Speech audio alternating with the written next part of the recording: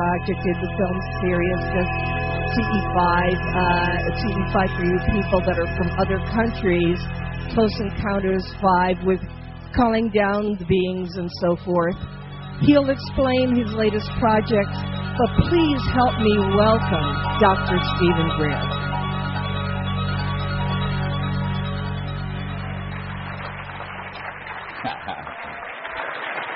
I love you. You're awesome. I love you too. Hello. Welcome. Thank you.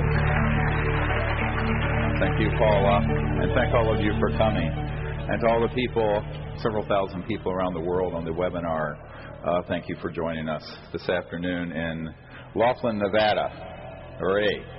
Well, I really want to make a comment about Paula. And we got some feedback on the mic. Got it? It's ringing. All right. Paula has been really a bedrock of what we have done with the Disclosure Project and this work since the 90s when she hosted me in Italy.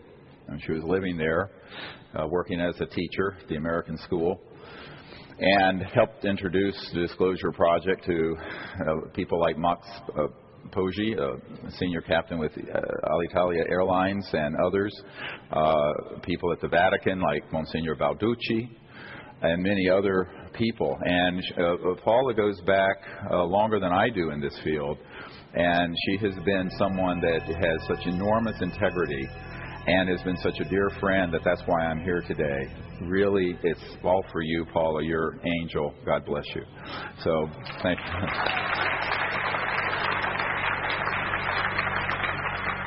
Now, the focus of my presentation today is not going to be focused on Disclosure Project and all of that. I'll do some updates towards the end for you because there's a huge amount going on.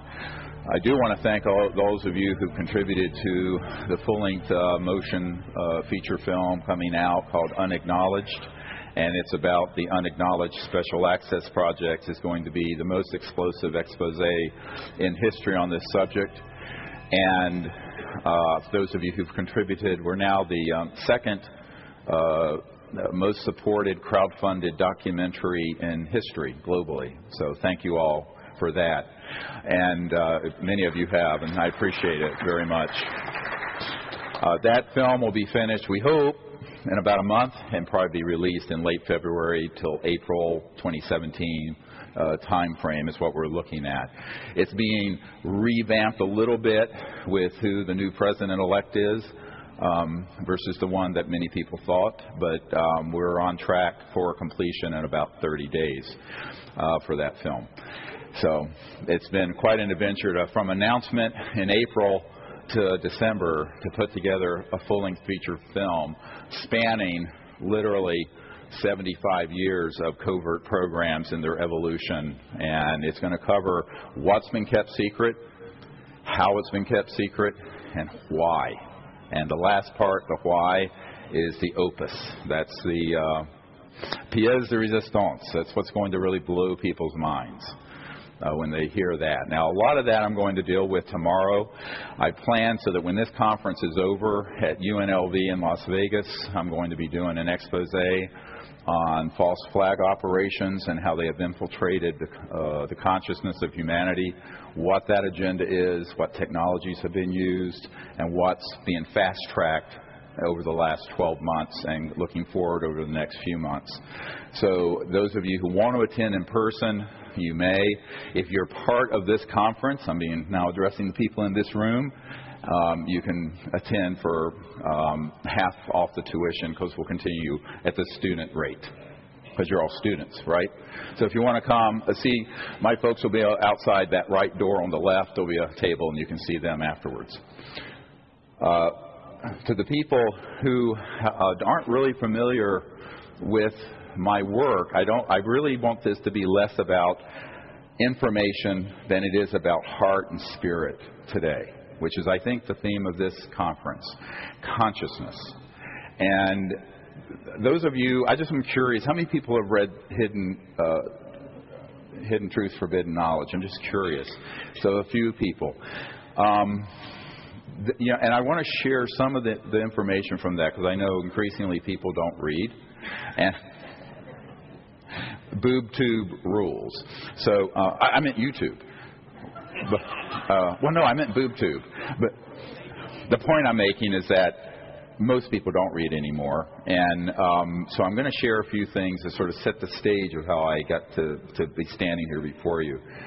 I'm an emergency physician, and long before I ever dreamt of being a doctor, I was a child who had contact with these interstellar civilizations. And I was about 8, 9 years of age, and there was a craft in a bright blue sky like today here, beautiful, in North Carolina, and seamless, sort of saucer, slightly domed disc. And I saw it, connected to it, and I knew at that moment they were people from other planets. Now, of course, my parents discounted it, thought it was just a kid that had seen something and made it up. But the boys and I in the neighborhood who saw it, it left an indelible impression. And I became, I don't want to use the word obsessed, focused like a laser on looking into this as a little boy, 8, 9, 10 years of age. And in fact, in my closet in my house, up to about this high from the floor, were stacks and stacks of old Argosy and Life and other magazines that used to have UFO pictures and accounts from the 60s in them. Remember? Those of you old enough? I'm dating myself badly, aren't I? Yeah. So, but you know, as I became an adolescent, I sort of had that fall away. But in the spring of 1973, I had a singular event happen in my life, which I found out isn't uncommon for people who have ongoing contact with these interstellar civilizations. And being kind of a jock kid who thought he was indestructible, you know, teenage boys think nothing will ever happen to them. Well, I had injured my left thigh, and then I bicycled 200 miles in one day. Yeah, long bike ride, and I got it really infected. So I know now as a doctor I had really bad sepsis and infection. And then I bicycled 200 miles back from the beach with this. And I was very poor when I was raised, and I had my own little apartment in high school. So I'm 17 years old, had my own little apartment, washing dishes at a Red Lobster to support myself. And I'm just there so sick. And I suddenly, just one night, I leave, and I'm gone. And I died. But I didn't die. I went on into the worlds of light. But it was a beautiful, non-frightening experience, but strange, because I was raised a very devout atheist. I mean, my parents were like serious atheists. So, and if you couldn't put in a test tube, it didn't exist, full stop, period.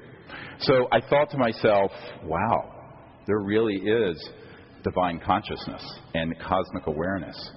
And so I went into this state because I was very pure-hearted about it. I was this 17-year-old boy. I didn't have any preconceptions of religion, you know, with an angry man sitting there punishing you for everything you hadn't done perfectly in your life, or all the catechisms of Orthodox religion, because I just wasn't raised with that. So I'd always had this deep love for space and the stars and sort of dreaming. And so I went out into space in my body of light. And there I had amazing experiences with 2 points of consciousness that were divine avatar beings, way past celestial. And it lasted a long time. And it was something that was shocking to me, but beautiful at the same time. So I just let it all flow through me and accepted it. So my own personal awareness, my individuality became this crystalline thing through which the unbounded consciousness of the great mind was just shining. And I began to realize that my individuality in that could go back and forth as one. And then it became one.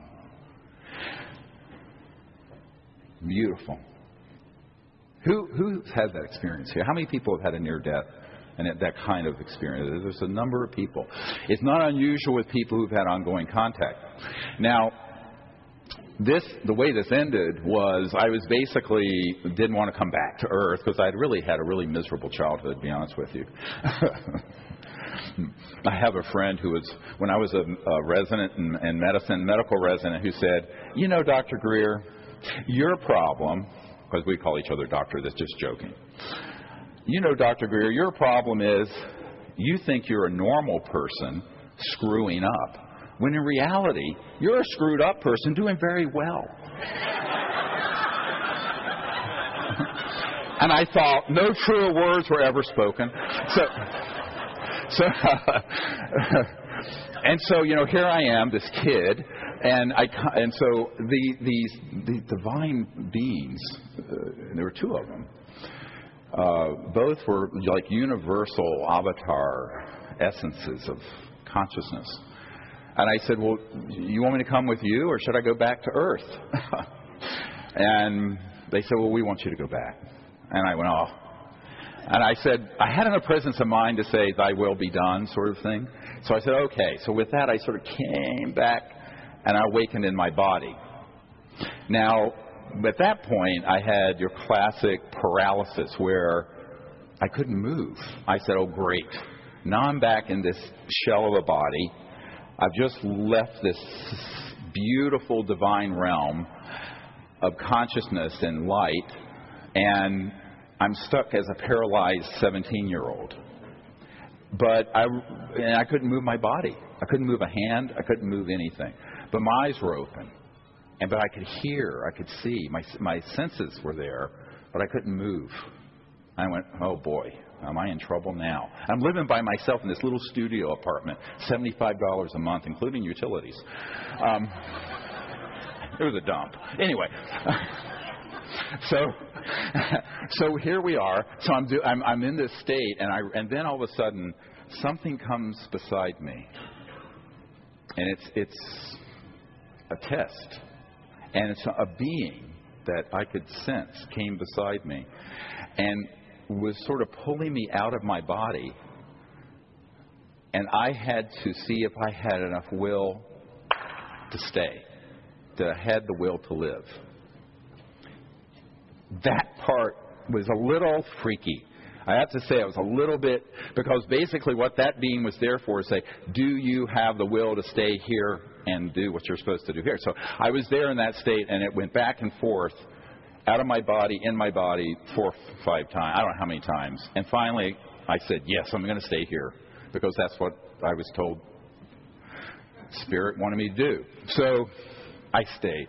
And then I began to be able to move and walk and got up. And all this, the infection I had, and I still have a hole in my leg right here, sort of a big indented area where I lost a lot of this thigh muscle. But I was healed. I never saw a doctor. And the reason I had not gone to see one is that I had no insurance and I was poor. And so I just didn't go see one.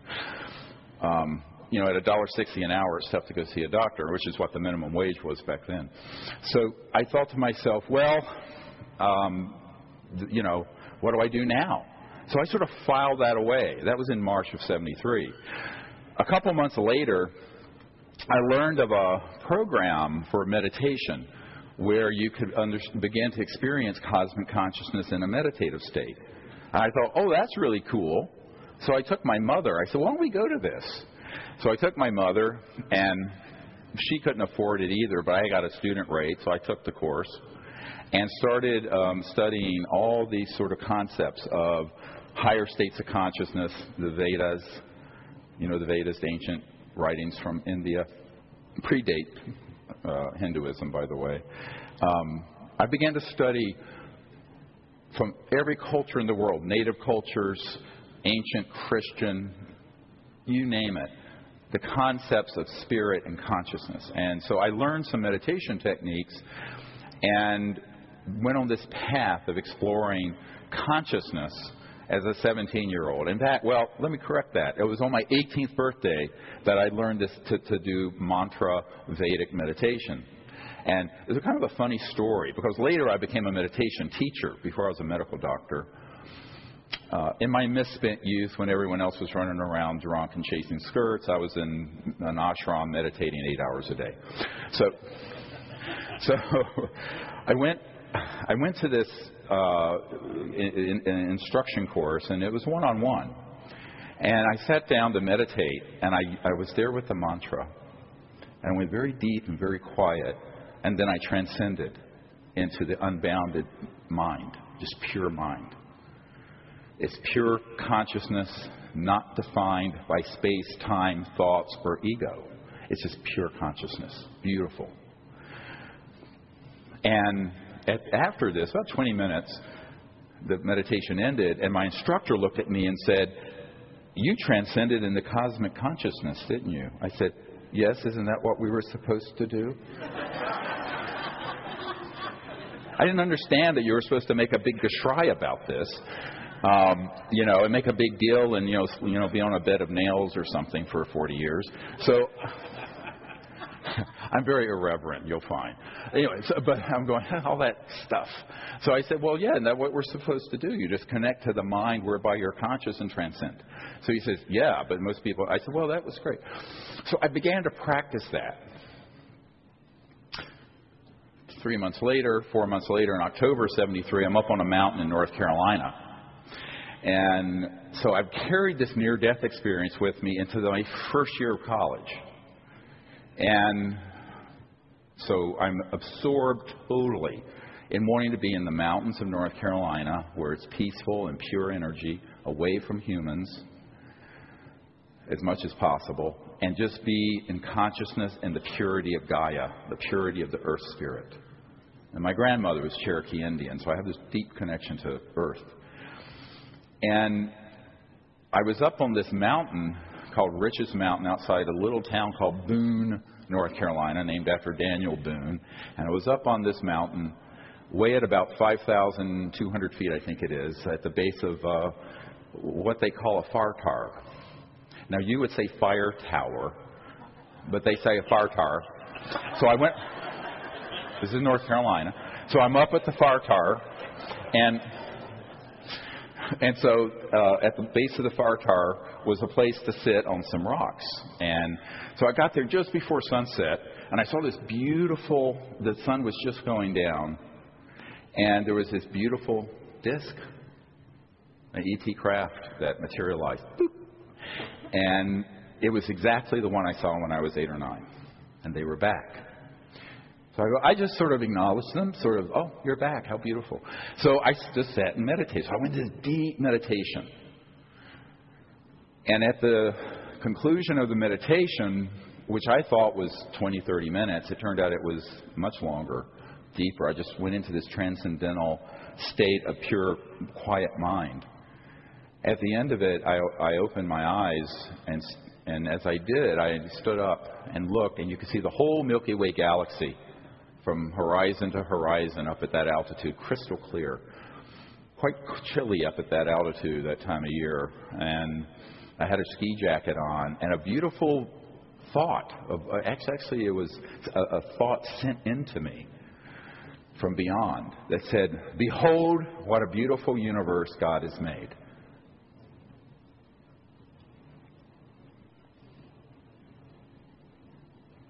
Bang. At that instant, those words, I went right back to the near death. And beautiful. But I wasn't dead. I was in my body. So I'm walking around, and it's beautiful. So I think, wow, I'm having this near-death experience, but I still have this. So I thought, wow, this is how life ought to be on Earth.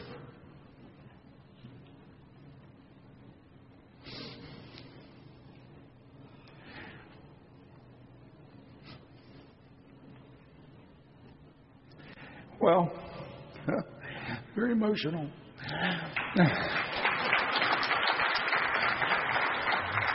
Just at that moment, this little guy, I don't know if it's a guy or a girl, comes over and is about this tall, touches me on my right shoulder. So I'm wearing a ski jacket. It's kind of puffy, you know how they are. And I see the jacket indent like this, and my shoulder's touched. And when I'm touched, there's an electromagnetic static discharge that builds around me. And all of my hair stood on end. And I had hair then. I mean, I had kind of long hair. And it went, unlike now, but it went, whoop. And my arm hair was all standing on end. And with that, I dematerialized onto that ship for, I'm saying 3 to 4 hours, because I wasn't returned to the top of the mountain until midnight or so. And I was in this state of consciousness on this spacecraft with multiple civilizations co-creating what we now call the Close Encounters of the Fifth Kind protocols, the techniques for making contact using consciousness. Now, it was a very strange experience. Because people say, what did you talk about? It wasn't like, hey, come over, we're going to have some bagels and lox and, and chat about who ran for president and other bullshit, frankly. It was very much being in that state of consciousness with them, in a sort of where information was conveyed in nonverbal packets of knowing. Does that make sense? Knowing. Pre-verbal, not monkey chatter. Not this, not what we're doing right now, but the essence of knowledge that's pre-verbal. That's deep communication.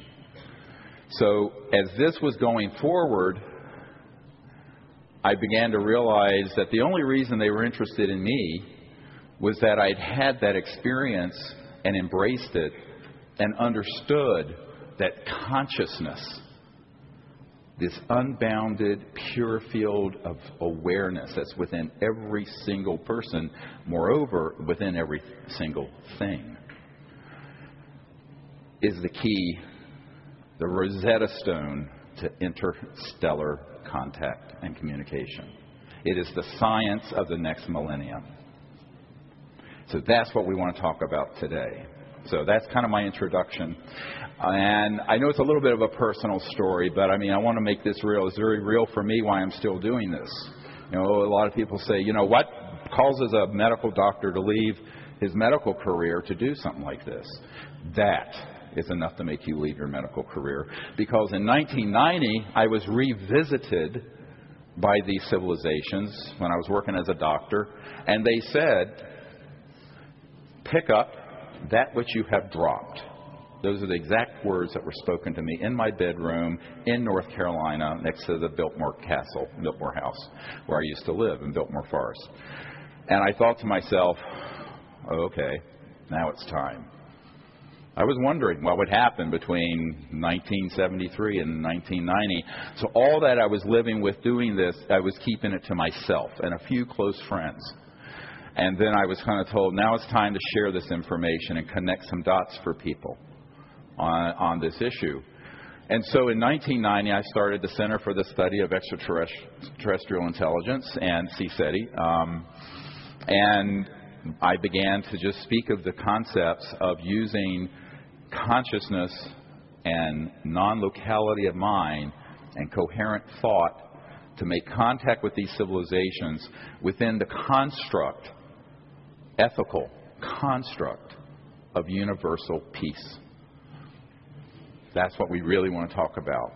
Because there are retrograde interests that are trying to drag us into endless war. And it is already time that we establish on this planet and on others universal peace.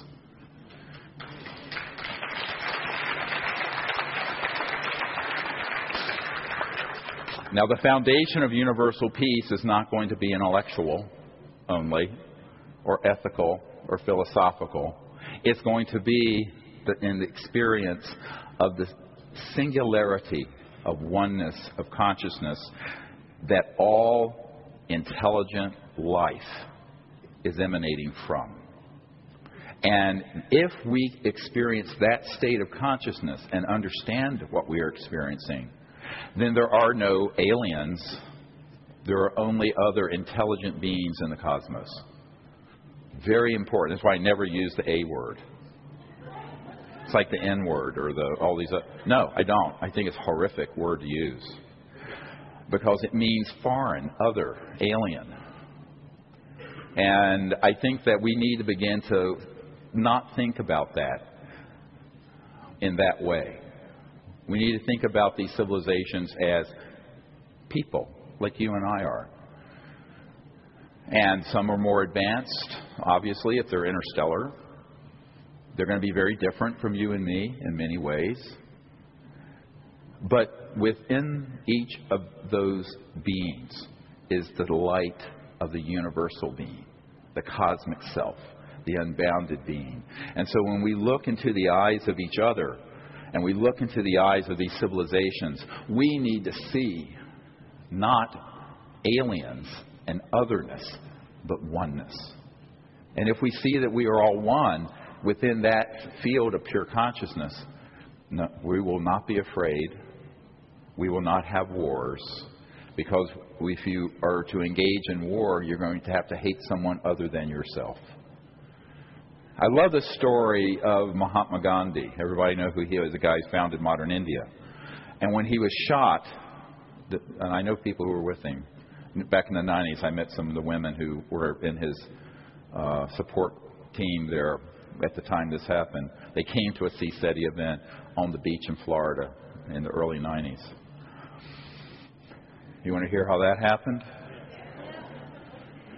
These three women had separated for decades since Gandhi was shot in the 40s and had not been in touch for 40-some years. They were very young girls. They were like 18, 19, one German and Dutch. And they all the same night had a dream with Gandhi in it. And they were in a lucid precognitive dream. And they were told to find me and to come together to do a meditation on a beach for universal peace.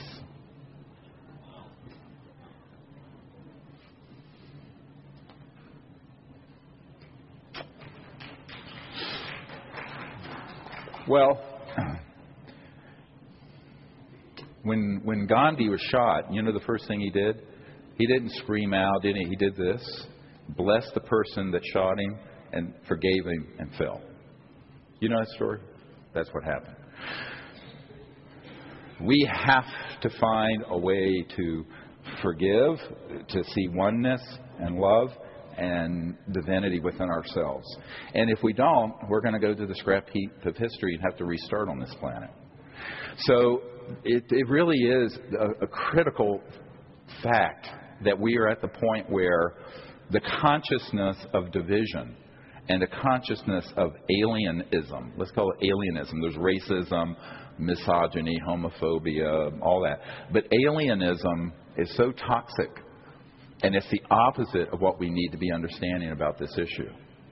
So the way that we go beyond alienism into this understanding that can result in universal peace on Earth and amongst other planets is to understand what the foundation of that future peace will be. And that's the understanding of this field of consciousness where we are all one people. That's why the motto for CSETI is one universe, one people. Doesn't matter where we've come from.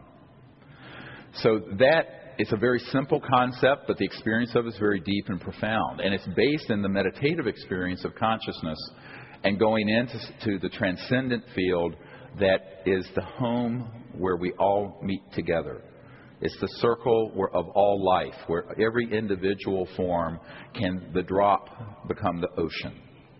And when the drop becomes the ocean and the drop again, back and forth, you begin to realize that the drop is the ocean. The essence of what's in the ocean and what's in the drop, being you individually, is one. It's a singularity. It's like Ernst Schrödinger, one of the fathers of modern quantum mechanics, particle waves theory in 1908, said that the total number of minds in the universe is one. That is, it's a singularity. So we all think it's my mind and my body and neurophysiology and hers and his and hers. No. That's on the level of your individual ego. But there is the aspect of just pure consciousness, the ability to be aware of awareness, that state. The early Christians called it the beatific state.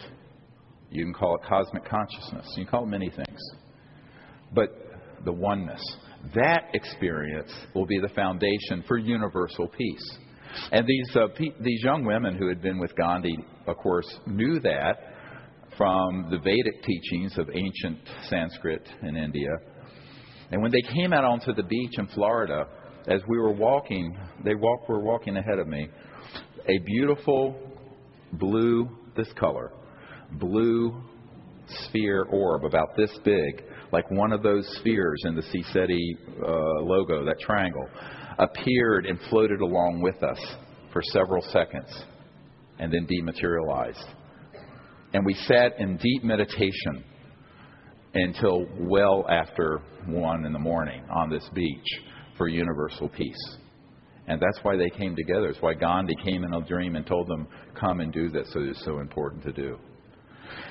There's a power that happens when many people come together in consciousness with this understanding. And as Arjuna was told by Krishna on the battlefield, a little of this eliminates all fear. The this he was referring to is that state of pure consciousness, of cosmic awareness, and the experience of it by the individual. The individual experiencing, however briefly, and perhaps permanently at some point in your life, that the ocean and the drop are one. And understanding and experiencing that, then you don't view something from another star system or another planet or another dimension as alien. It's all one consciousness. And now, it doesn't mean they're the same. Don't conflate equality with sameness. This is a mistake that a lot of people make. There can be pure spiritual equality. Doesn't mean you're the same.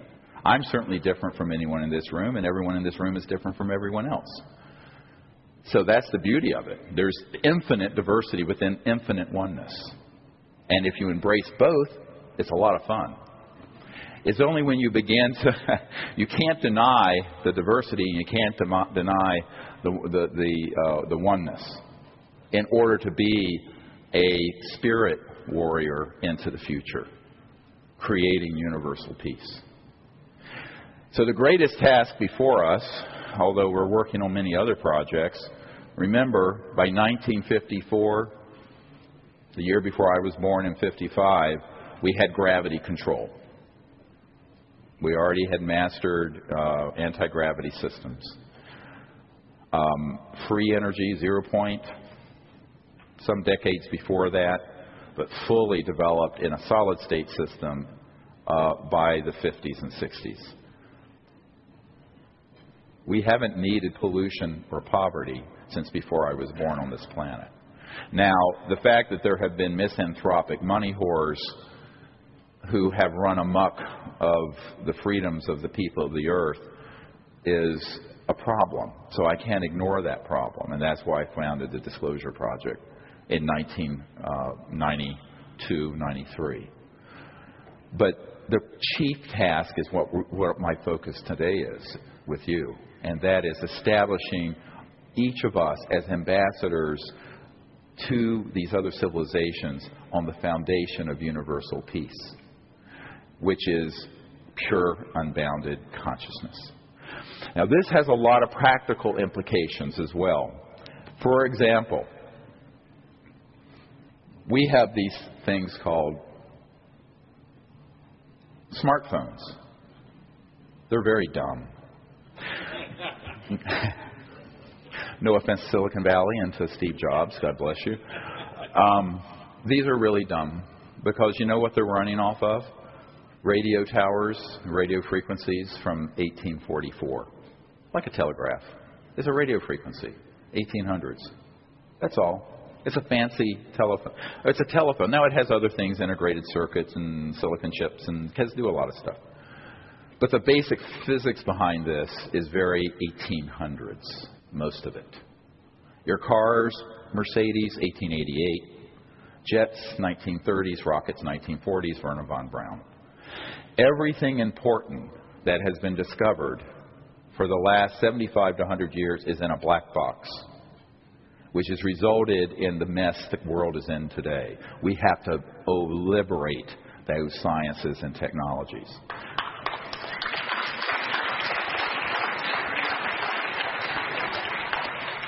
But to do that, we have to do it with the consciousness of universal peace. And that's the big caveat.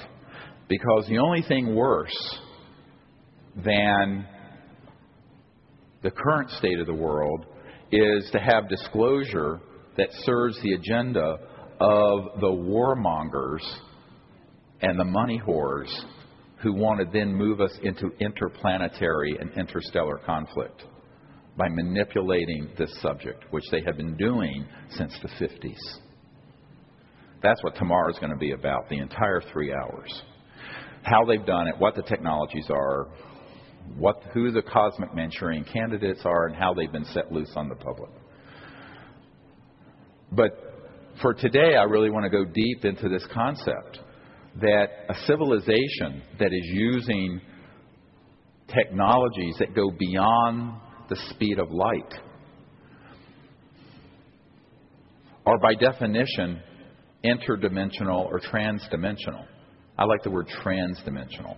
It's a better descriptor. And what do we mean by that?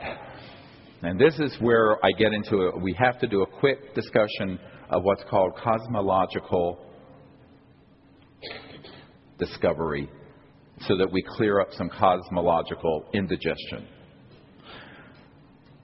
Now, let's take yourself as an example. You're sitting in this room in a physical body or at home. Your physical body is 3D. It's actually all energy. Within the subtle interface between the energy of your physical body is what's been called the astral body or body of light. And this is what you fly around in a lucid dream. How many people have had a dream where you're flying and you're awake within the dream? Quite a few people. How many people have had one of those dreams of something that happens in the dream and in the future that event took place? A lucid precognitive. About half this audience. That's how I met my wife, by the way, in a precognitive lucid dream. So, why not? So I think that you look at that and then think, well, then within that body of light, which is a dimensional shift and has an interface, a connection to the physical body, there is the pure thought body.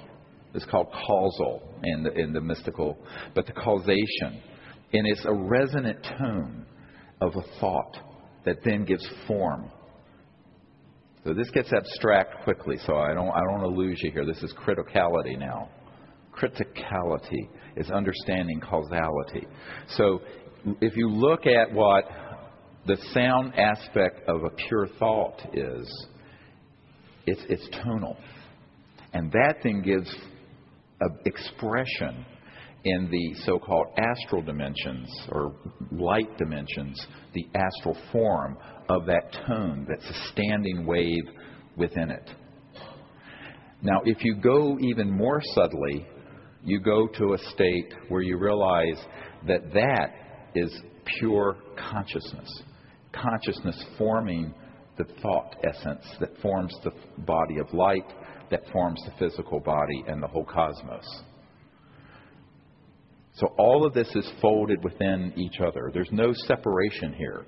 So you don't have to travel. People say, where am I going when I meditate? I said, you're going nowhere because you're already everywhere. Within you, there's a wonderful expression from the Sufi tradition. It's a rhetorical question. Thinkest thyself a puny form when within thee the universe is folded.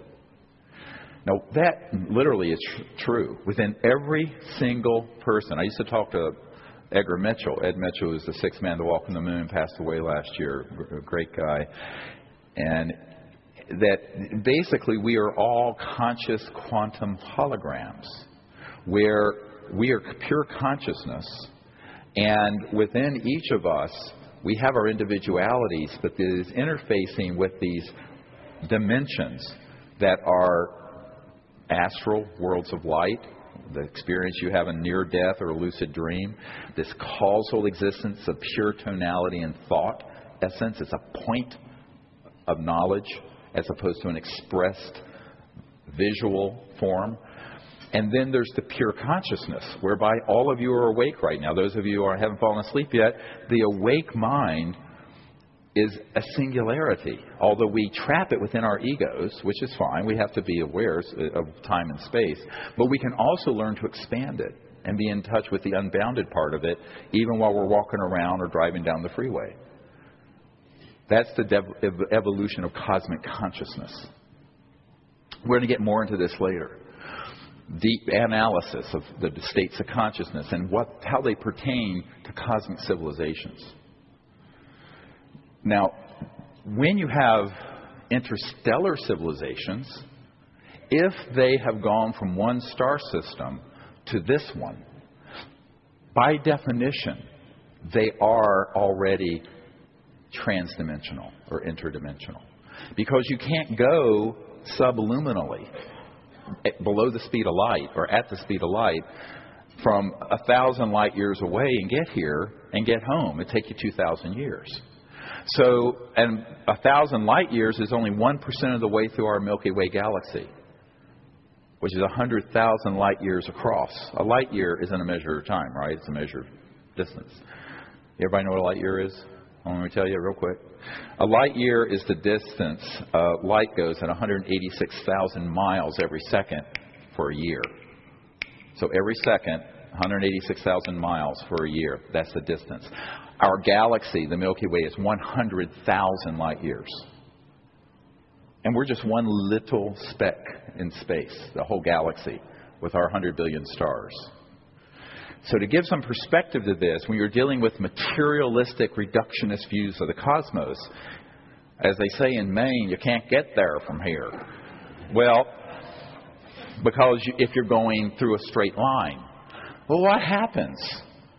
What happens if you create an electromagnetic field around this object and it begins to resonate in a certain harmonic, and it looks like it's dematerialized, but it's really just moved up a few octaves, let's say, into the near astral, into that dimension.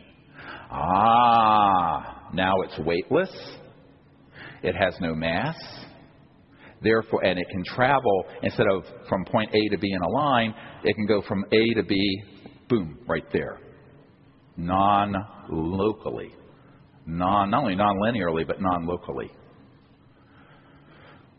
So non-locality begins to be the buzzword, the order of the day. And the ultimate non-local field, that, in other words, a field that is not limited by linear space-time, is consciousness.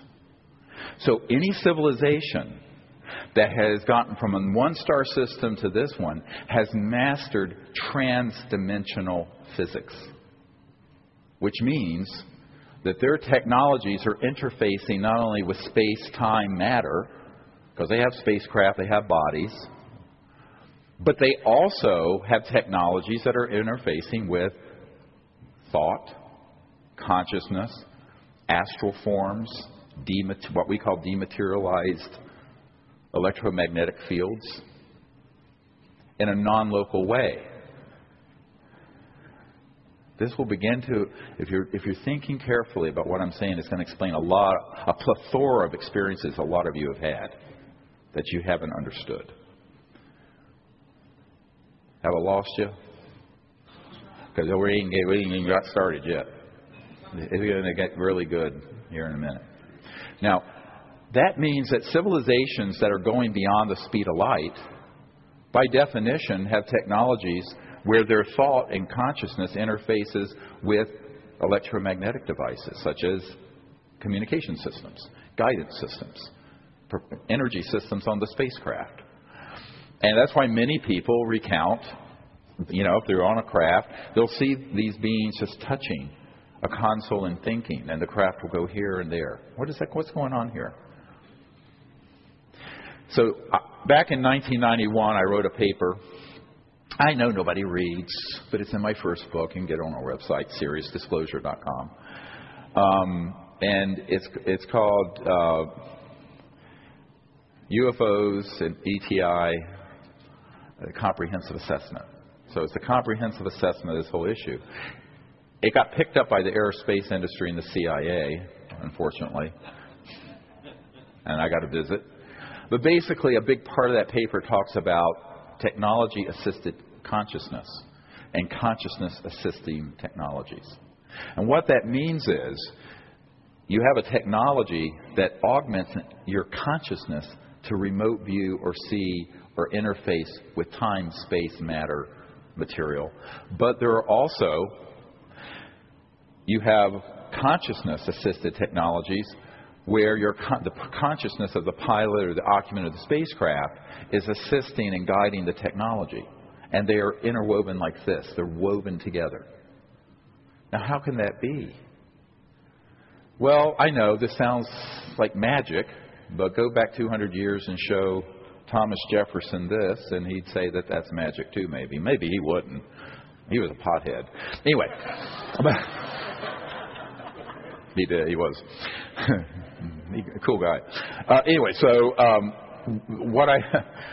my point being, civilizations that have developed the ability to go beyond the speed of light, when you go through what I call the crossing point of light, it's like the sound barrier. You go through the sound barrier, bang, there's this big sonic boom.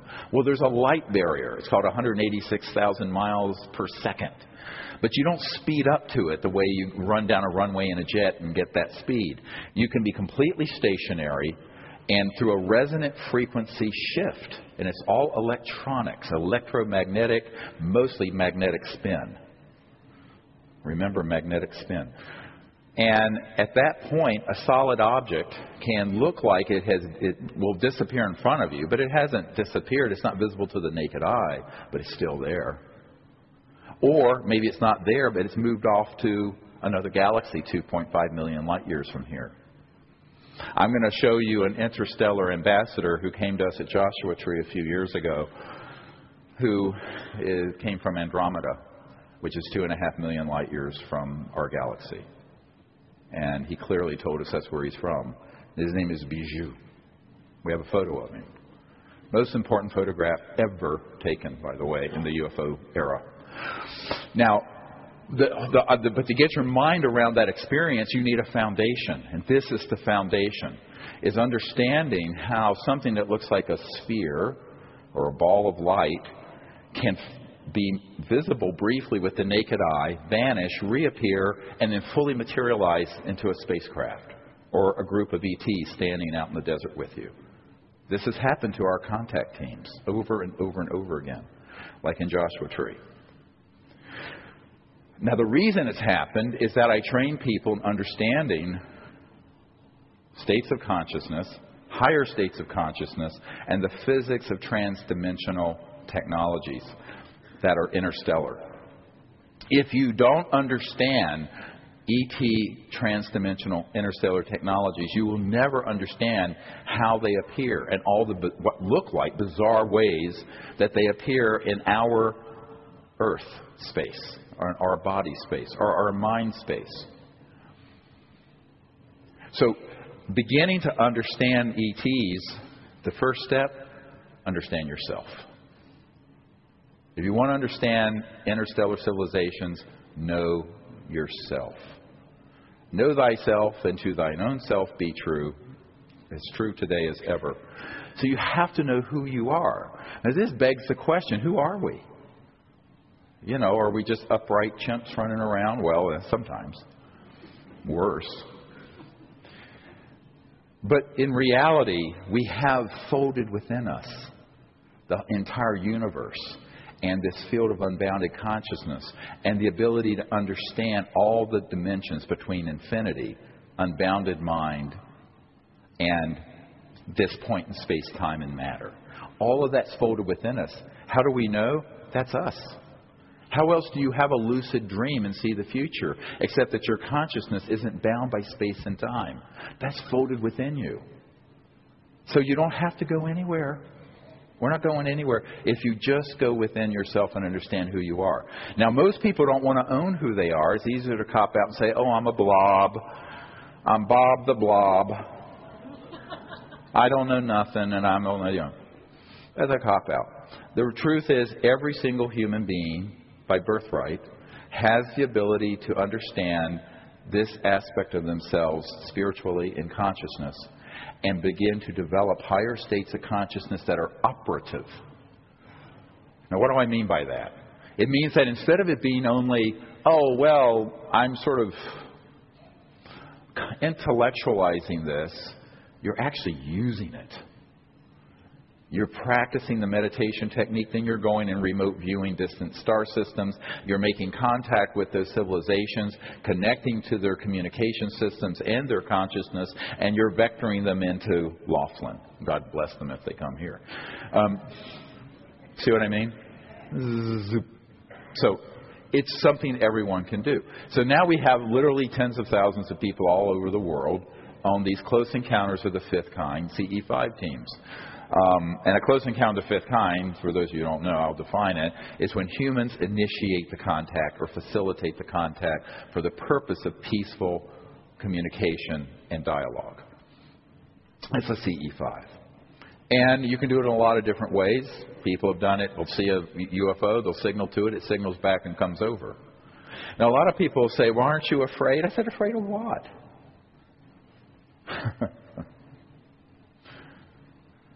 If you've died already, what are you afraid of? You think the CIA is going to intimidate them? I just say, fuck you.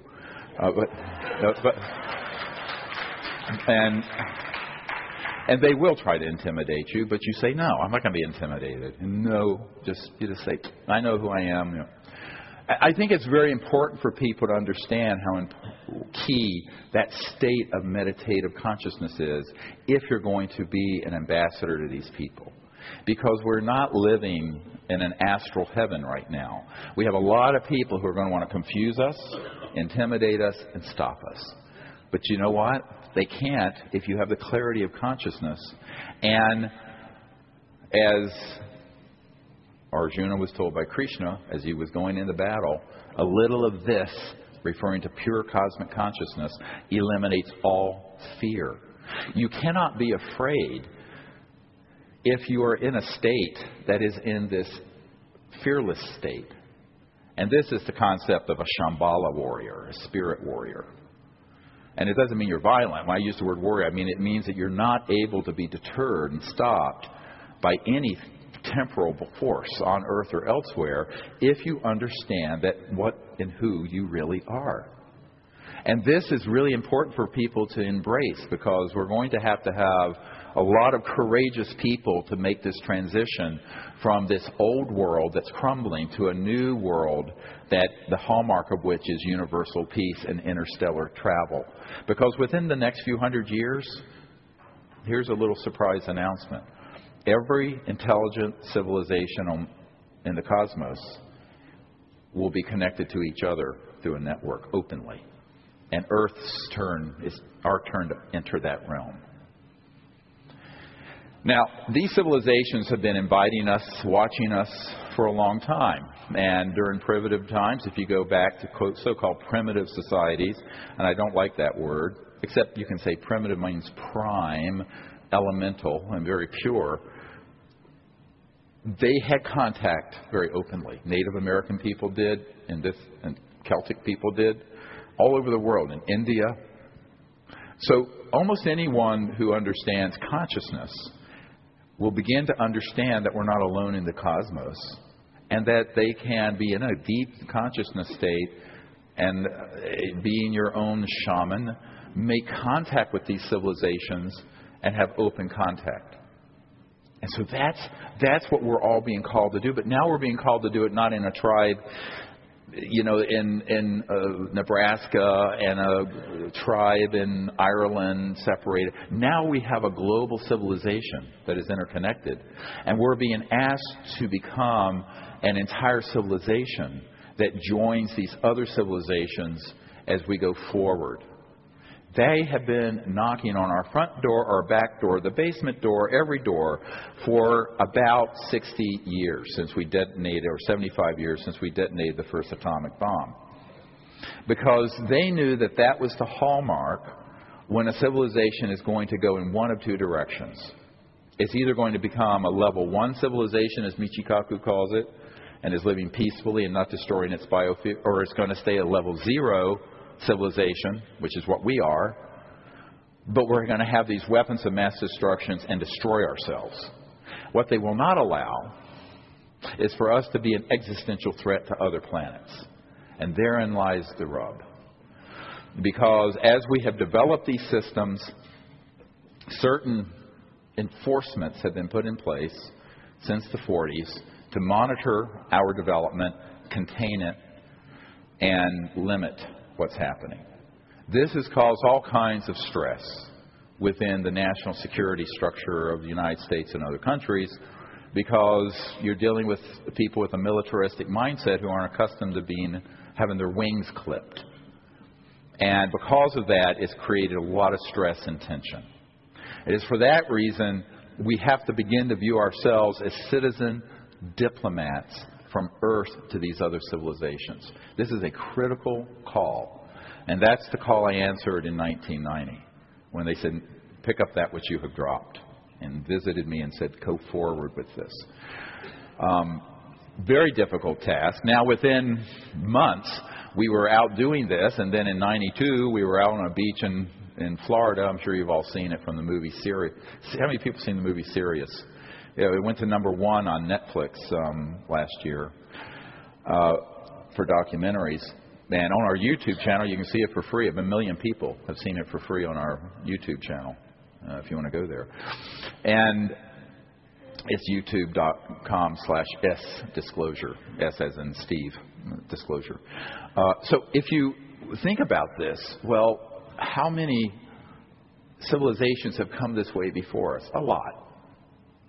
You know, we've reached the point where we have to make this choice between we're going to live together peacefully amongst ourselves and these other civilizations, or we're going to run into some very big problems. And that's what we're doing. We're running into some very big problems. To that end, I'm not going to get into the Manichaean discussion of, the good aliens versus the bad aliens and all the stuff that's usually talked about because it's so sophomoric.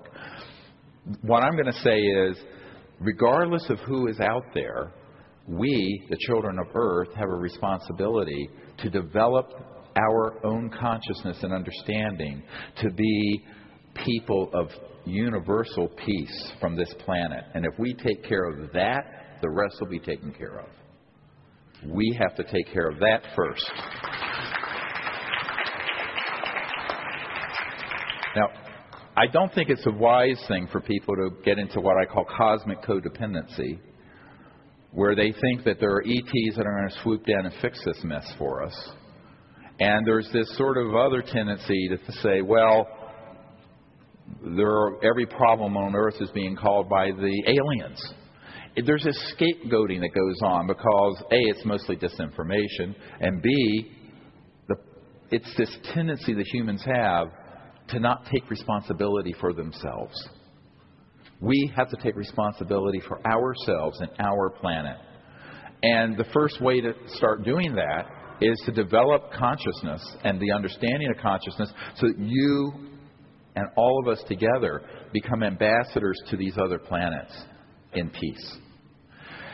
Understanding the technology is important because let me tell you, when you're out in a remote area, like I take people out 2 times a year, we were just in Joshua Tree in September, and I'll show you some interesting images of a mothership out in space that materialized 4 or 5 nights out of the 6 we were there. And these events start happening, what you're going to find is you need to understand the science of consciousness. Because these civilizations are not using smartphones. And their aircraft are not jets or even so-called alien reproduction vehicles that are just anti-gravity. They're trans-dimensional teleportation vehicles. And they're interfacing with consciousness and fields of energy that have to do with not only time and space and matter, but also with the astral realm and consciousness, causality, tonality, all of it. Many times we'll be out there in the desert and suddenly there'll be a crystalline tone begin to emerge around us. Or a beeping out of an 800,000 acre park. And it's coming. And it's the carrier wave for the craft that hasn't materialized into visible form because there's a space satellite tracking, and if it materializes, they're going to shoot it. They're going to send in jets and fire at it, which has happened. So, in 2 hours, we're not going to be able to go through all the things I go through in a whole week of introducing the complexities of this program. There is an app that will go through a lot of it that you can get.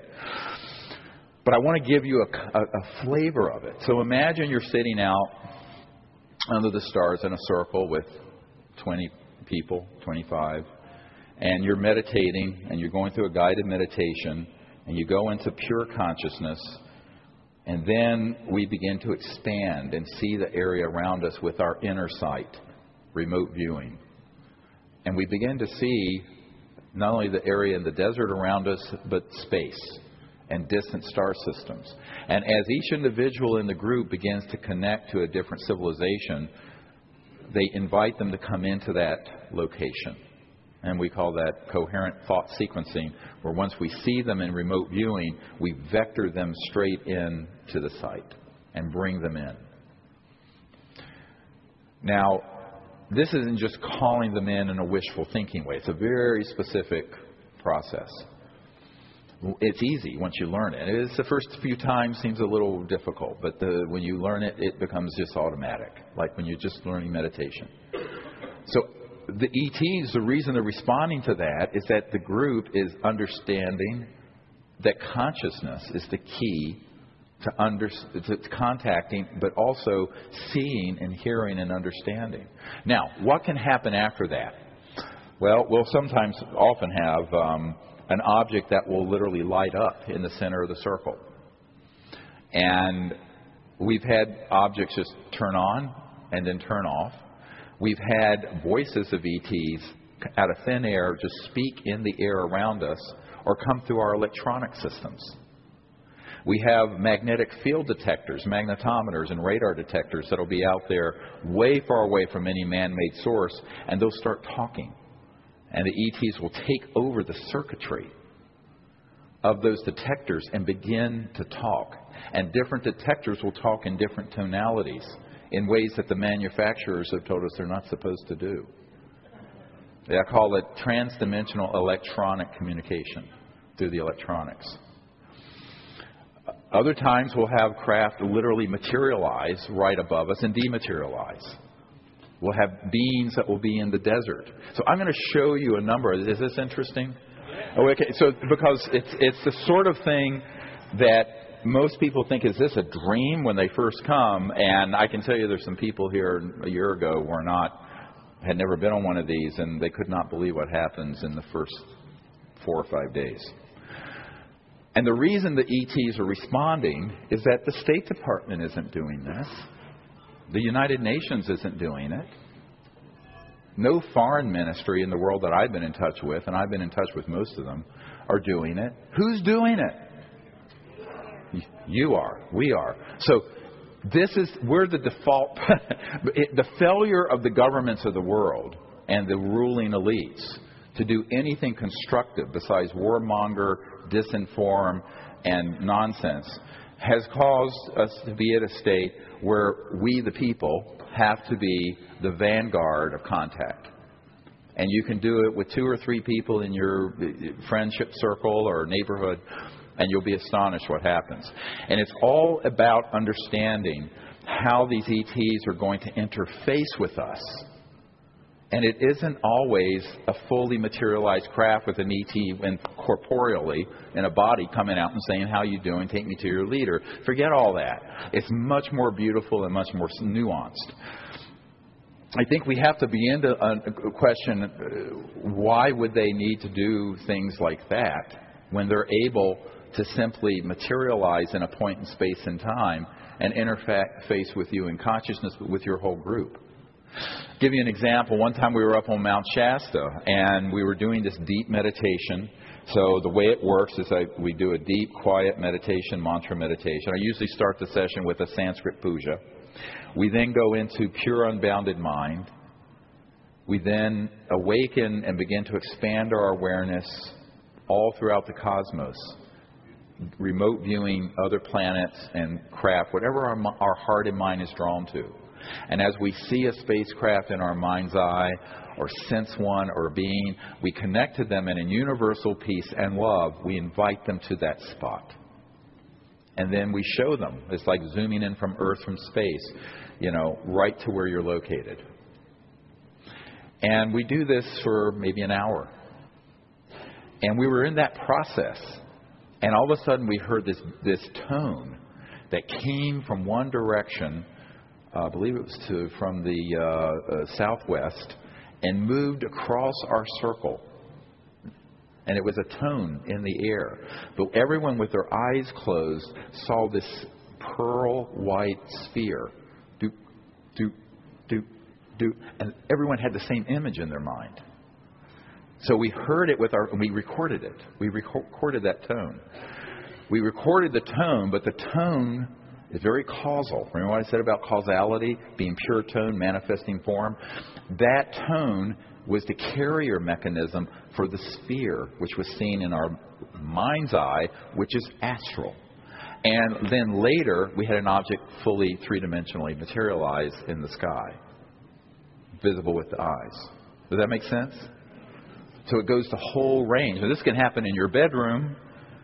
We had a couple that came to California, Borrega Springs, a very dark place where you could see stars great. And one was a police officer in New York City. The other was a firefighter. And they were married. And they had a couple kids. And they were so interested in this because of a sighting they had. And they came, and they were so pure-hearted. The first night I said, well, now, when you go to bed, as you go to bed, ask the Great Spirit to open your inner sight so that as you're sleeping, you can travel in dream time, in the astral of dream, and connect to these civilizations to communicate in universal peace. And invite them to come into your room if you're ready for that. So they both did it. And about wee hours of the morning, 3, 4 in the morning, about 4 a.m., the ET fully materialized in their bedroom. They woke up. There was a craft outside humming, partially materialized, and they were there communicating just mentally with this being at the foot of their bed for 2 hours. So it was beautiful. And these were people who were not, like yogis who spent 20 years in meditation retreats. They were a police officer and a firefighter, salt of the earth, but pure-hearted. Pure-hearted. They didn't have the intellect and the junk overriding, just giving themselves to the experience. So remember that. Be pure-hearted and with pure intention. It's astonishing what can happen. So when you're in this state of meditation, and I have a whole series of meditation CDs you can get that teach the entire mantra meditation and the coherent thought sequencing. When you practice it, a lot of times you can put on headphones and many people, the first time they do it, a craft appears in their backyard in the astral form and then materializes and comes in. Many, many people. I mean, the protocol really does work. And the reason it works isn't because of anything about me. This was something that I discovered or co-created with the ETs in October of 1973, right there near the fire tower in North Carolina. And it was because I was a young boy, a young man who had no preconceived ideas. Thank God I had this happen before I became a doctor. Because, the more educated you become, the more closed-minded you are, most of the time.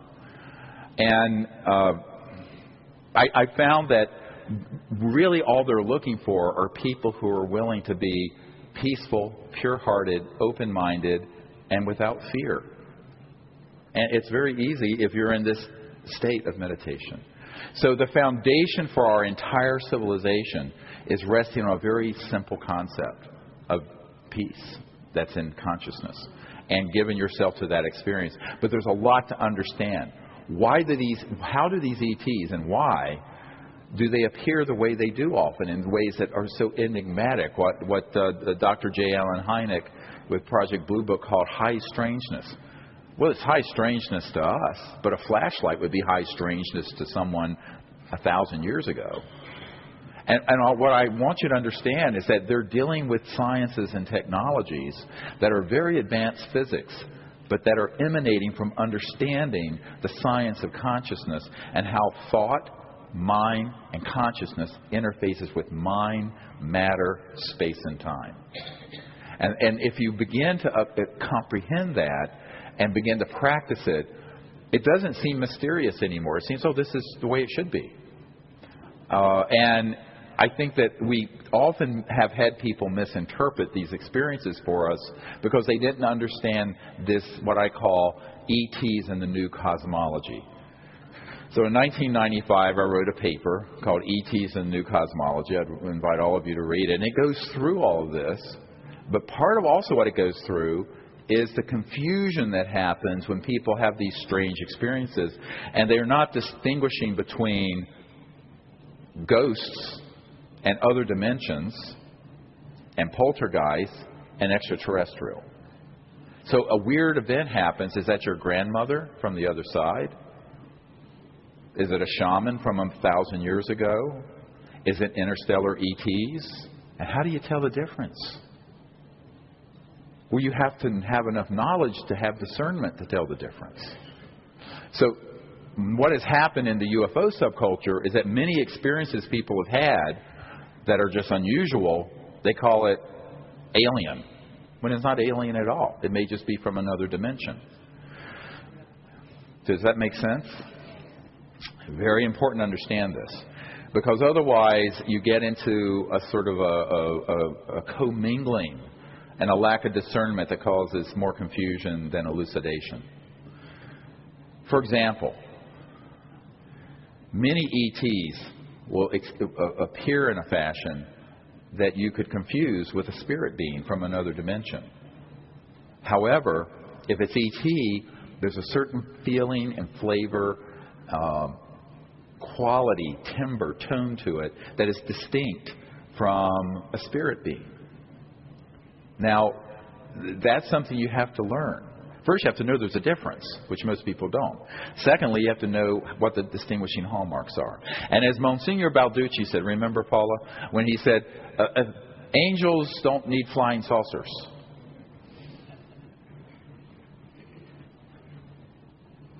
So you could have something happening from another dimension. It could be angelic realm, celestial, spirit realm. It's not ET, but it could come into this dimension, interface with 3D space-time, to where you could think that it's ET, and it isn't. On the other hand, you can have ET events happen that are at such a refined level of consciousness, and even celestial, that you could confuse it with an angelic event the other way. Does this make sense? You need to have discernment. And discernment, the first thing for discernment is knowledge and experience. You need to have both. I often think to myself that one of the profound ways that the public have been deliberately misled on this is by throwing all kinds of things together and mixing them up, where people don't know the difference between an angel, a demon, an ET, a this or that. And there's all called aliens. It's called alienism. And this is a big problem, because in that confusion and lack of discernment, they can drive a Mack truck of fear into our civilization to support the warmongers. And they've done it. They've been doing it through New Age communities, UFO communities for 50, 60 years, since the 1950s. And it's time for us to kind of grow up a little bit on this and appreciate the necessity of clear understanding. And if we don't, we're going to get fooled again. You know the who, that we won't be fooled again? Well, we were fooled again. You know what they were singing about? The Vietnam War, where they hoaxed the attack on in the Gulf of Tonkin, and they basically hoaxed an attack on our ships in Vietnam, which caused Johnson to stampede with Congress into greatly expanding the Vietnam War. Then you remember that little weapons of mass destruction thingy in Iraq, which didn't exist, and they sent Colin Powell up to the UN holding vials of radioactive material and sarin gas and anthrax, a little bit of this, and they didn't have any. But of course, trillions of dollars a year later, and hundreds of thousands or a million people dead later, if you count people in the Middle East, and they're people too. So they got away with that. The big one's coming. So I'm talking about tomorrow afternoon. If we're fooled again. But let's not be fooled again. Let's wake up. Wake up, folks. Let's wake up and avoid that. An ounce of prevention's a pound of cure. So I want to go through a few of these. Some of you have seen these, but the event selection, I've put those on. And they did have we're going to have a clock timer here, but it's not functioning, so I have no idea how long I've been talking. But so you guys will have to, those of you yakking backstage, if you could be quiet. I know. I'm an emergency doctor, not a whatever. Okay, let's put on this. I want to show Bijou. Joshua Tree, yeah. Bijou, Joshua Tree. The first one. Bijou, Joshua Tree. It's pronounced Bijou. And Bijou. That's what he told me his name was. Now this is him. And he's about 5 feet tall, maybe a little shorter. Has what looks like a yarmulke. It's actually an electronic teleportation thing right here. He has a wharf-like concave indentation in his forehead here and here. This is his head. The nose is lit up more on this side because there was a sphere, an orb that materialized that we all saw over here that lit, and in that cone of light. Oh, can you put that back? Yeah, you just pause it. It's a DVD, so you put it on and then pause it. That's great, thanks. And this happened 7 years ago, November, almost exactly this week, in fact, in Joshua Tree up here in the high desert.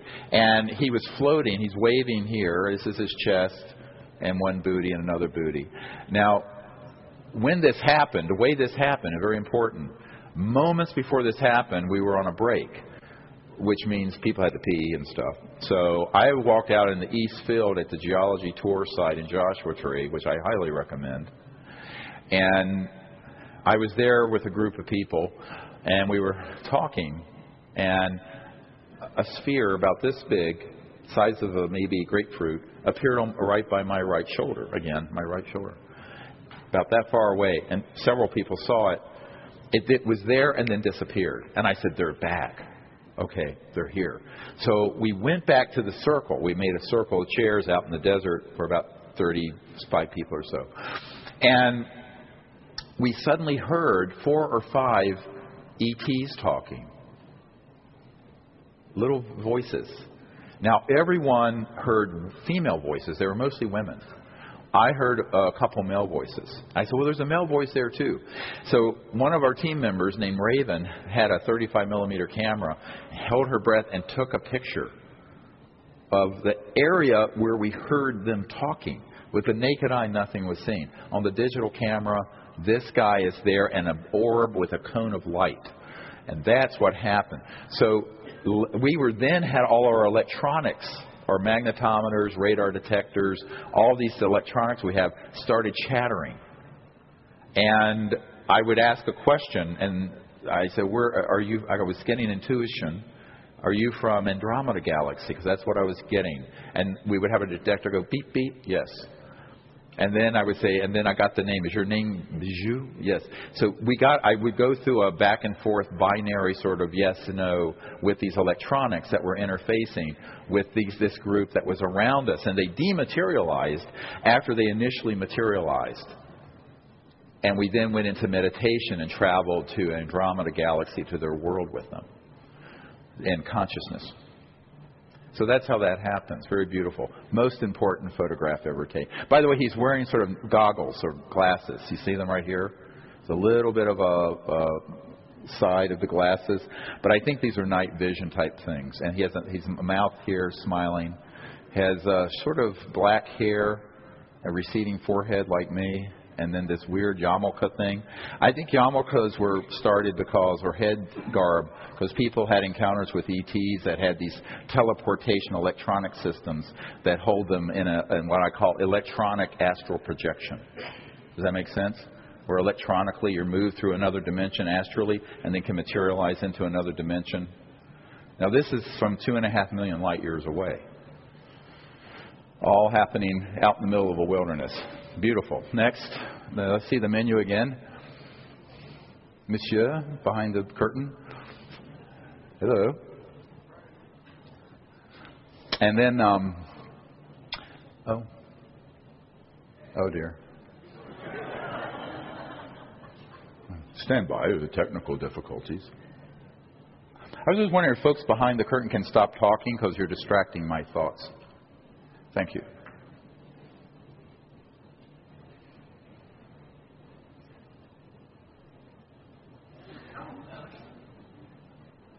Well,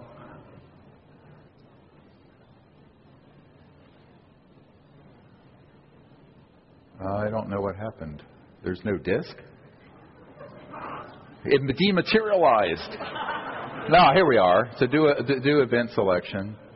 I don't know what this is about. So I want to show this one. This happened a few years ago on a beach in Florida, near a town called Boca Grande, light beam. So let's look at him and then pause it. You have to probably, yeah, there you go. So this, now we were out on a beach. I know, see the eyes right here very faintly, and kind of the torso area here and legs. And it looks like a halo. I think this is where the concept of halo came from. It's actually a toroid, electromagnetic field, transdimensional, that's holding this being.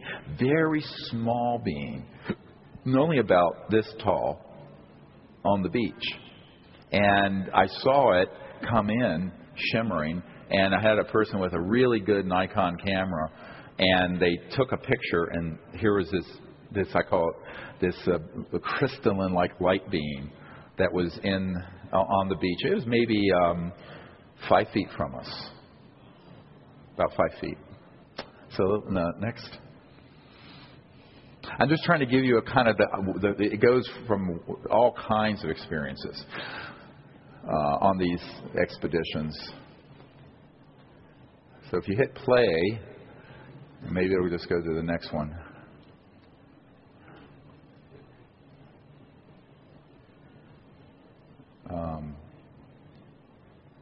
There you go. Now we'll skip. Let's see. The next one I want to show is just sort of a more three-dimensional event that happened here near Santa Fe, object in '92. This just gives you sort of an idea. We had a team, the CE5 team near Santa Fe, and there's this ship that comes in at about several hundred miles an hour. It's fully materialized, broad daylight. And it was another case where Ivy, the member of our team, felt the ETs, couldn't see anything with the naked eye, took a photograph, and this disc was there, and she had this amazing contact experience. This is broad daytime, by the way, with this object. And it should show sort of a close-up of it. If just let it run. If you hit play. Maybe I should go back there and do it. Hit play. And let it run. There you go. See? Seamless. It's just your classic sort of domed disc type object. It was maybe about 30 feet wide, estimated, maybe going 500 miles an hour. But enough in this dimension that it was captured. Okay, next. So one of the things that we've consistently had happen, I mentioned these tones. Play the tones here at Mount Shasta. And we were up there about 11 years ago in the fall, and listen to this. It's very interesting. You turn the volume up. Now this is moving across from one direction over us to another. And while we're meditating, everyone is seeing this spherical, gunmetal, gray, white ET object floating right through the circle. And then later that night, it materialized over the volcano, Mount Shasta.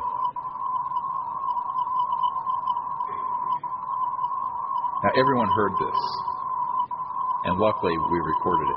We didn't have a good digital recorder back then. At that point, there was just one of those tape players. And now, let's see. I want to show another fun object.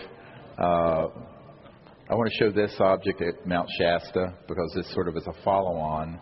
A couple years later, we're up in Northern California near the Oregon border. Now this you may want to allow the sound. Oh my God! That was great. You have to watch very carefully.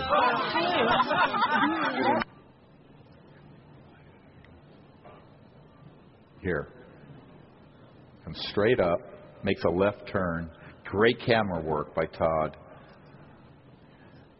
And he follows it. My laser is following it. Look what it does. It does this sort of like accordion compressing as a light ship and goes out into space. Now, it came up from the field in front of us. And we had been we were standing, having this contact where we had ETs around us that were not materialized, but were in what I call the near astral form, like Bijou.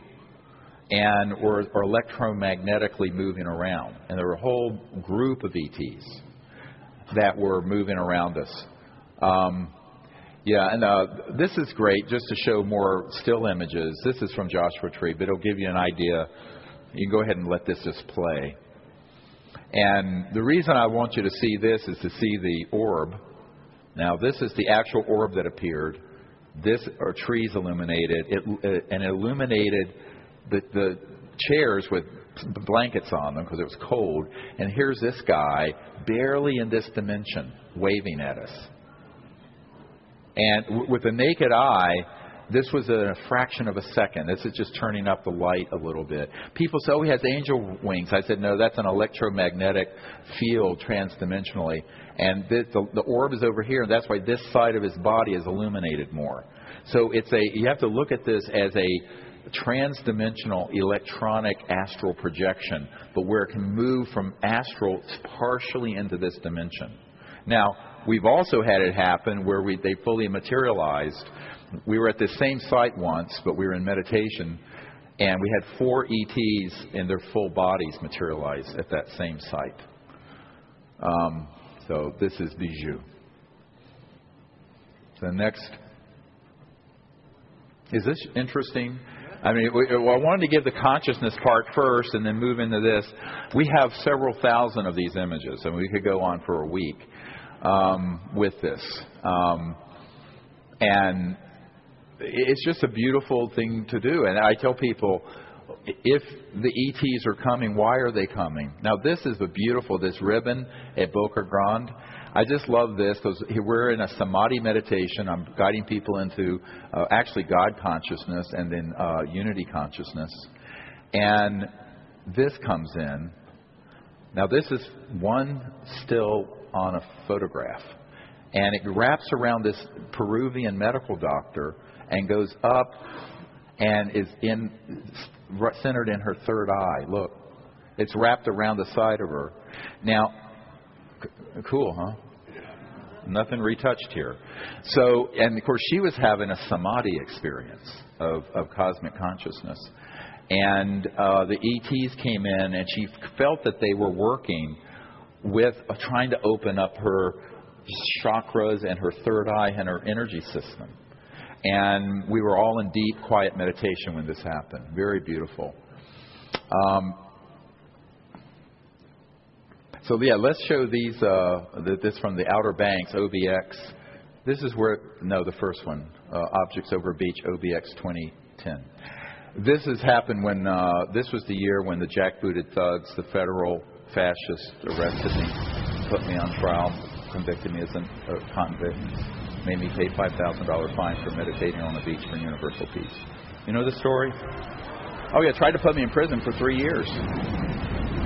Welcome to my life. All right, so, yeah. So watch this. We're on the beach at North Carolina Outer Banks, Cape Hatteras National Seashore, and look what comes in. We're in meditation. You can turn on the tone here, the sound, because there's some cool sounds. That's a highway there, a headlight coming. And there's a boat out. Look, it lights up. It's orange-red. And you heard the detector going, and it dematerializes. So, now watch this. This is, now with the naked eye, it's huge. And it just floats. The material comes in and then becomes massive. It lights up the whole ocean like an orange-red light all the way to it. And then dematerializes. Meanwhile, around our circle, we have all our electronic devices communicating, and the ETs are talking through the devices. Here we go again. Now watch this next one, is when an object is moving this way, and it makes a really sharp turn. This is not a satellite.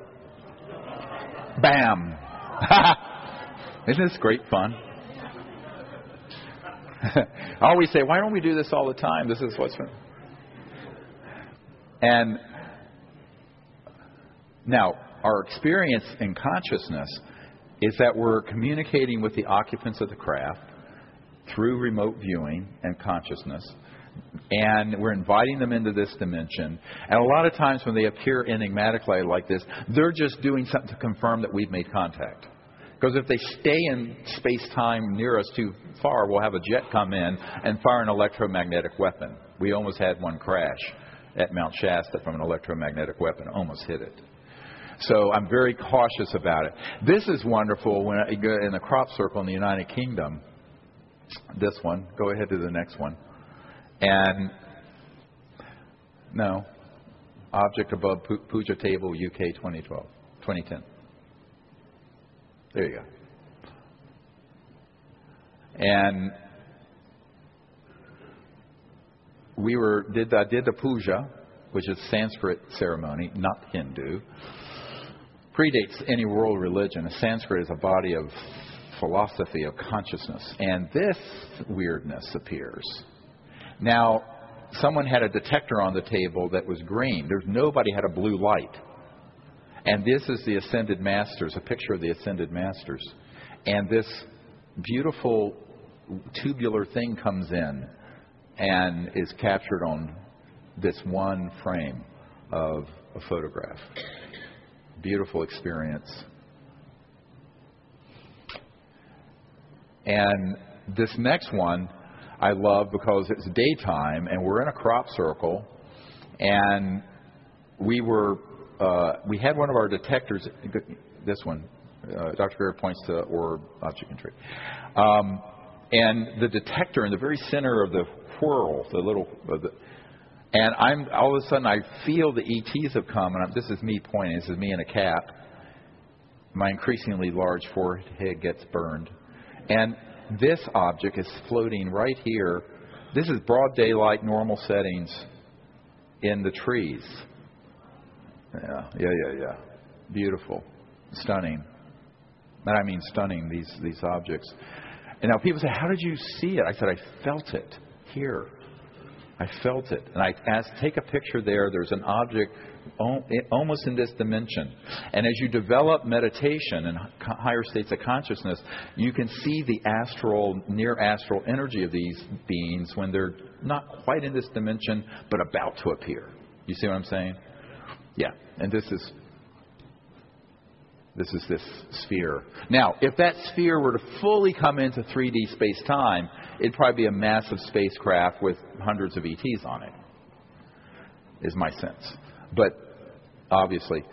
Now, this was another wonderful one, this purple craft in the field in France. I was there teaching the Ministry of Defense and the people who work with President Sarkozy how to do this. It's the cover story The cover story was an outing for a weekend, but that's me, and this is our team, and I'm pointing to an object that had just flashed in over by the puja table. Then this, look at this, very subtle, and everyone's turned around looking at it. It's this subtle purple flat disc that just appears over the field. Not quite in this dimension, but when it first appeared, it was bright. It was this bright flash of light. Let's see. We're running out of time, so we're going to go through. I love this one. Let's do the craft launch at Crestone, because this is a place where Paula came on her first CE5 expedition, and I think it changed her life, didn't it, Paula?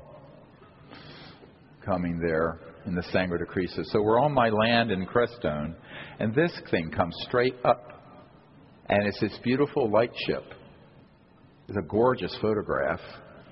We should do an art book with some of these. And it comes up from the earth in front of us and stops right here in one frame. It's like dusk. And it came straight up and stopped. And I want to show another one from the same spot, the same year, this golden ET ship in the field. And it was mostly in this dimension, but it had been underground in an aquifer, because there's a big aquifer water underneath that area. So golden ET ship in field, Crestone 11, play that. We were there at dusk. Actually, the sun was, I think, still up. And I said, look over here. So the guy takes a photo. I said, I feel there's a ship, and it's coming up. Look, it's like liquid gold sitting right there. Not quite materialized. Beautiful. Broad daylight. Yeah. And we had a stream along here. They call it Magic Creek. It's the one that flows down from the stupa, the only Tibetan stupa in North America that the Dalai Lama had Ambassador Jim George of Canada, who's a very good friend of mine before he passed away, to build there. And here's a craft bursting from the sand. This is a fantastic, gives you an idea how quickly this can happen. We're there on the coast of Florida near Fort Myers. That happens. Watch this. And we're actually out there making contact like this with our hands out, welcoming them, because they had been sparkling all around, and this brilliant object. First you see like a light, and it expands out like a walnut and goes up. This. Yeah. That's actual video. So it's so spectacular. And people go, well, what's going on? What else is going on? I said, people are having experiences in intuition and in consciousness, and our electronics are all talking to it. I hope you enjoyed that. So anyway, it's sort of a summary of some of this, just to give you a flavor. Now, the most beautiful contact, and that happened with Bijou, is when you sit in meditation and then you allow them to come within you. So we let them come within our bioelectric field, and we'll take a magnetometer and they'll land in different chakras and start communicating. So I'll allow myself to be given to them, and so I begin to look through their eyes at their world, and they look at our world through my eyes. Now that's a very advanced technique. You can try that at home. Do try this at home. But it gets to the point what I call oneness contact, where you are in a state of resonant, pure-heartedness that the ETs that are there, doesn't matter who they are, big, small, different planets, you connect with one and allow them to enter into where they're actually using your consciousness and neurophysiology to see this world. And then they allow you to see their ship and their world through their consciousness and their eyes. It's beautiful. And so that's a very advanced technique that as a week-long training goes along, I sort of introduce people to. So I think this is then gets into the heart of, in the future, what will life on Earth be like? Well, we're going to have free energy. It's going to come out eventually. I hope in my lifetime, sooner. We'll have anti-gravity, so we'll be going from here to there. Go from here to Paris, take you a couple minutes. We'll have no pollution, no poverty. We won't need a monetary system as we have it today because there'll be such abundance you just manifest and materialize what you need. Because once you get into the understanding of higher states of consciousness, we're sort of most of the time in sort of a locked in a linear space-time animal consciousness. Not even animal, that's insulting to the animals. It's sort of blinders on. I love dogs, by the way, because they're so intuitive. And wild animals I love. That we forget that we can actually be awake. And so that was why I was very emotional. I was talking about being in that state of unity consciousness where I was experiencing the unboundedness of the cosmos in mind while being awake within my own little self. That's how all life on Earth should be and will be. So the states of consciousness that we'll develop will be from this sort of waking normal state, normal, whatever that is, into the experience of cosmic consciousness transcendence in meditation. But as you begin to experience that more and give yourself to it heart and soul, you'll begin to be driving there on the highway or awake, and you'll have that unbounded mind that you'll be subtly and then profoundly in touch with. And then that develops to where you begin to have what's called a God consciousness experience. It's the next level. But that begins to unfold where you're actually aware of the creator state and how nothingness, the unbounded field of consciousness, becomes matter and space and time. And you begin to see not only this dimension of galaxies in the universe, but the worlds of light and the astral worlds and the other dimensions and the celestial and the angelic. But you also see that same energy within living things, within a plant, an animal. And then you develop a state eventually called unity consciousness, where you actually see that all of this is pure consciousness resonating, phasing as matter, light, photons, plants. And it's not just an intellectualization. You experience it. You feel it. You see it. And then there are many states beyond that. And there's a wonderful Persian saying about all these higher states of consciousness, including the celestial. To each and every one of them, you will, no doubt, attain. All of them. Every one of us. Now, whether it's in this lifetime or in the worlds of light. But the key thing to understand is civilizations that are coming here faster than the speed of light have got to understand a lot of this. Because they're dropping out of just materialistic, reductionist, linear thought realm and matter into the crossing point of light. And when you go through the light barrier as a civilization, you are then crossing into the near astral, the astral, and you are very aware of these other dimensions. Now, there are other dimensions that are not material. Now, people have had experiences with all kinds of weird and scary things that are from other dimensions, lower dimensions or higher dimensions. But don't confuse that with ETs. That's where the alien ET confusion comes in. It's been done deliberately. But this interstellar civilizations that are have the ability to go from one star system to another, beyond the speed of light, they have mastered not only these sciences and technologies, but the science of consciousness. Now, they may not all be in a state of perfect enlightenment, but they certainly understand what I'm describing here today in this ballroom in Nevada. And it means that that's what they're waiting for us to develop. Because for the last 100 years, we have had the ability to have a world that's been at peace, with justice, no poverty, free energy, anti-gravity, and going amongst the stars. It's been stopped by people who want to maintain control over us, we the people. And the only way that's going to change, it isn't going to be the President of the United States, although whoever it is, trust me, believe me, as someone would say, we'll get the information to him, or her. In this case, it'll be a him. But that's not where this is going to happen. That's a courtesy. Okay, that's a public service. All of this is public service.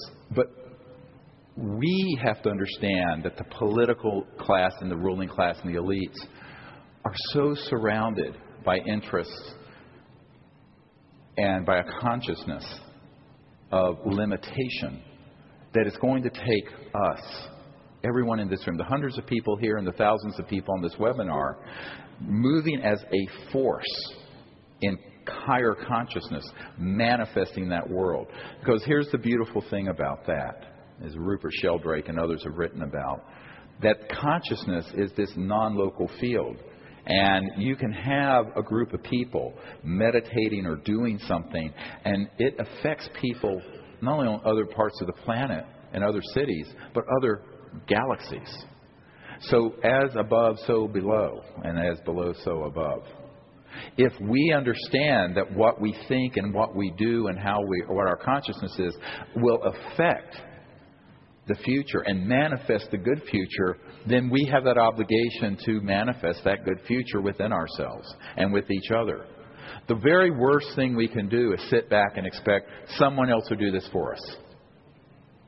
So this is a call of action for people to not only support disclosure and support the truth and ending secrecy that's illegal and corrupt, but also to embrace what is within each of us, that consciousness that enables us, each of us, doesn't matter who you are and where you live, to be an ambassador from Earth to these people. They are the reason the ETs have responded so clearly every time we've gone out. Isn't because I'm special or that anyone in the group is particularly special. It's because everyone on Earth has this potential within them if they give themselves to the ability. And if they give themselves to that capability and actually do it, what happens is that the ETs, they're coming. Now, if you do it, be ready for them to come. But if you're in a state of deep consciousness, then you're not going to be afraid. Now, one of the reasons why I think it's important that the reason that primacy is with consciousness is that if you have an experience like some of these things that have happened on these expeditions with a sort of a normal human consciousness, with all the sort of mythology of fear of the aliens and they're here to eat us from. If you go out to it with those prejudices, the ETs are going to be very aware of that. A, they're not going to come. But B, if they do, you're going to react with fear.